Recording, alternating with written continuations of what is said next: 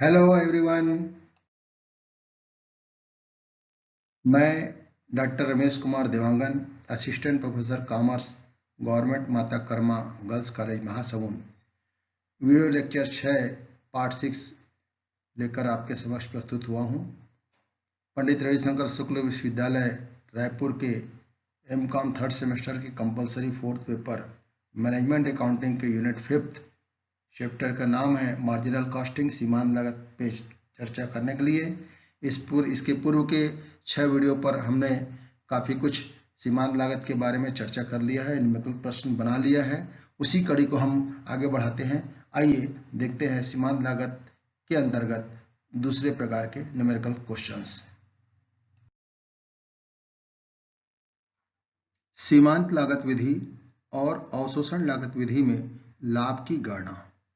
पिछले वीडियो में हमने दोनों ही विधियों से लाभ की गणना करने के लिए 3 आधार की चर्चा किए थे। उसमें से पहले आधार पर हमने पिछले वीडियो में चर्चा कर लिया है। इस वीडियो में हम दूसरा जो प्रश्न का आधार है, यदि उत्पादित संस्था में केवल उत्पादित माल का अंतिम रहतिया बचता है तो दोनों ही विधियों के अंतर्गत हम लाभ की गणना करेंगे। तो उसमें क्या अंतर होता है ये हम इस वीडियो में देखेंगे। तो आइए हम प्रश्न हल करने की ओर चलें।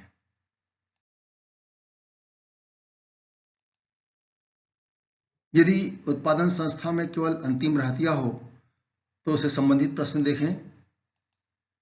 एक कंपनी 2 उत्पादों अ और ब का निर्माण करती है। निर्माण की लागत निम्नवत है। 2 प्रकार के उत्पादों के नाम अ और ब है। उनसे संबंधित प्रति इकाई खर्च दिया गया प्रश्न में। प्रति इकाई प्रत्यक्ष सामग्री 7 रुपये और 9 रुपये, प्रति इकाई प्रत्यक्ष श्रम 3 रुपये और 5 रुपये, प्रति इकाई विक्रय मूल्य 20 रुपये और 30 रुपये, उत्पादन 2000 इकाइयाँ और 2000 इकाइयाँ। कुल उपरिव्यय 16,000 रुपये हैं, जिनमें से 12,000 रुपये स्थिर और शेष अर्थात 4,000 रुपये परिवर्तनशील है।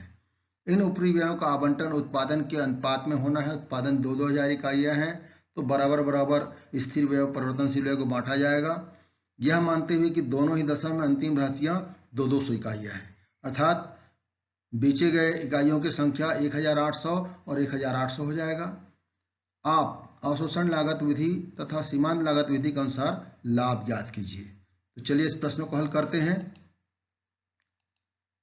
सबसे पहले हम अवशोषण लागत विधि के अंतर्गत लाभ की गणना करते हैं। देखिए कॉलम खिंचा हुआ है कि अवशोषण लागत विधि के अंतर्गत लाभ की गणना करनी है। सबसे पहले डायरेक्ट मटेरियल की राशि देखें, 14,000 रुपये और 18,000 रुपये, कुल 32,000 रुपये।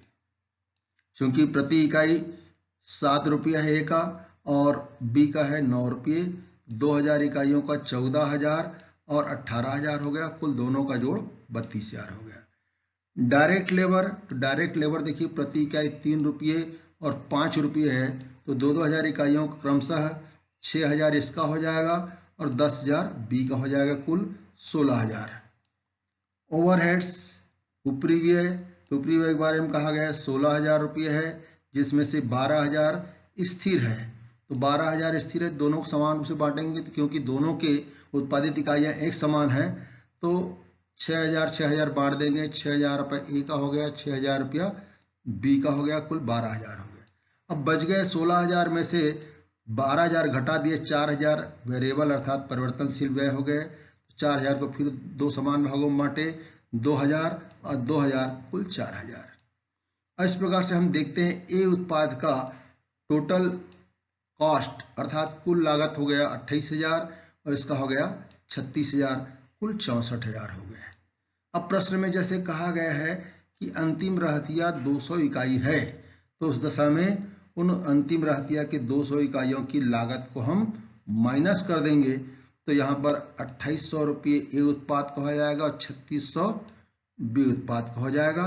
कुल अंतिम स्टॉक का मूल्य 6,400 रुपये माइनस हो जाएगा, तो जो बचेगा वो कहलाएगा कॉस्ट ऑफ सेल्स, विकृत माल की लागत।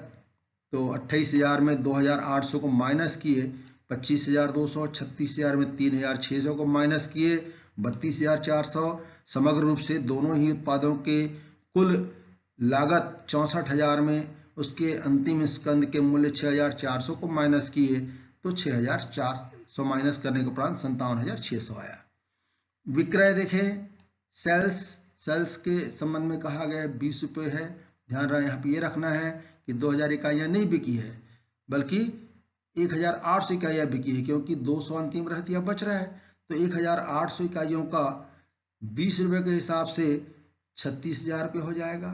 ठीक यही बात यहाँ पर बी का देखेंगे, 30 रुपये के हिसाब से बेचा जा रहा है।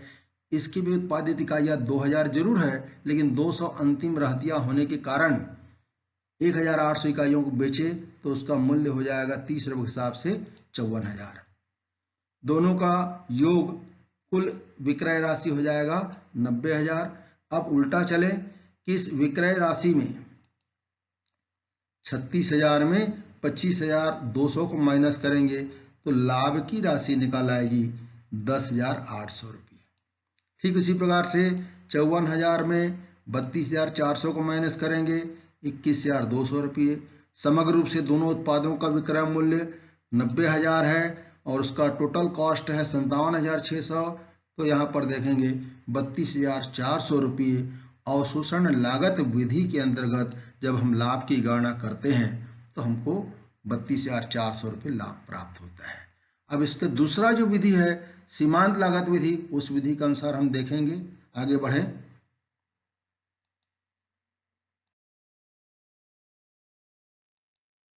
सीमांत लागत विधि से लाभ की गणना,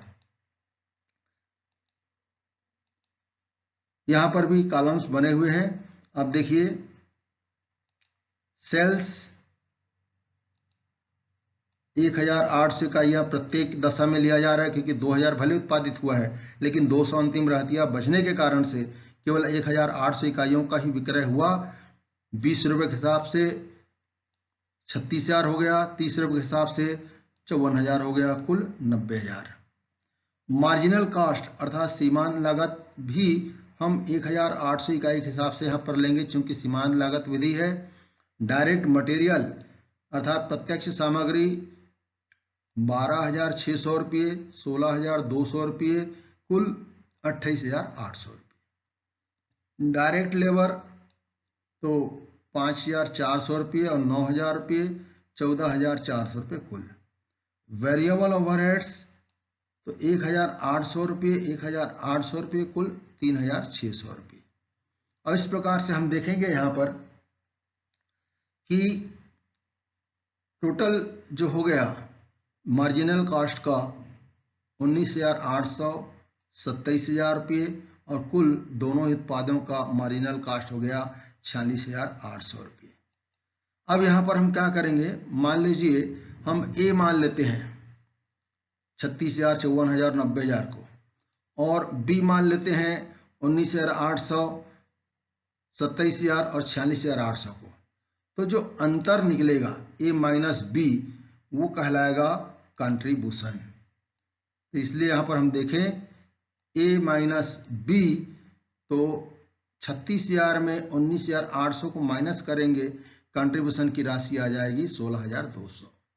ठीक उसी प्रकार से 27,000 में 27,000 को 54,000 से माइनस करेंगे तो 27,000 रुपये बच जाएगा। दोनों का कुल कंट्रीब्यूशन अमाउंट दोनों को जोड़ें 43,200 रुपये। अब फिक्स कॉस्ट की राशि यहाँ पर हम देखेंगे, टोटल फिक्स कॉस्ट है 12,000 रुपये। ये 12,000 रुपये घटाए तो प्रॉफिट आ गया 31,200 रुपये। अब दोनों ही तरीकों से हमने लाभ की गणना कर लिए तो एक निष्कर्ष में पहुंचते हैं। देखिए निष्कर्ष क्या निकलता है कि जब उत्पादक संस्था में केवल अंतिम रहतिया का कोई शेष रहता है तो अवशोषण लागत विधि के अंतर्गत गणना किया गया लाभ अधिक होगा, क्योंकि अवशोषण लागत विधि में स्थिर लागत का कुछ भाग रहतिया के रूप में आगे ले जाया जाता है। प्रश्न में आप देखिए, सीमांत लागत विधि के अंतर्गत स्थिर लागत को पूरा माइनस किया गया है, जबकि वहां पर अंतिम रहतिया की राशि को माइनस किया गया है। तो इस प्रकार से आप देखेंगे कि उपरोक्त सॉल्यूशन में अवशोषण लागत विधि के अंतर्गत लाभ 32,400 है और सीमांत लागत विधि के लाभ 31,200 है। तो स्पष्ट है कि यदि किसी संस्था का अंतिम रहतिया बचता है उत्पादित इकाइयों का, तो यदि वह अवशोषण लागत विधि से लाभ की गणना करेगा तो निश्चित तौर पर सीमांत लागत विधि से ज्ञात किए जाने वाले लाभ की राशि की तुलना में उसका लाभ अधिक होगा। Thanks for watching this video. For more details, contact me. Email deva.rk3013@gmail.com. तो डियर स्टूडेंट्स, हम फिर मिलेंगे 7वें वीडियो को लेकर, जहां पर अवशोषण लागत और सीमांत लागत से संबंधित शेष संख्यात्मक प्रश्नों के बारे में हम चर्चा करेंगे। Thanks again.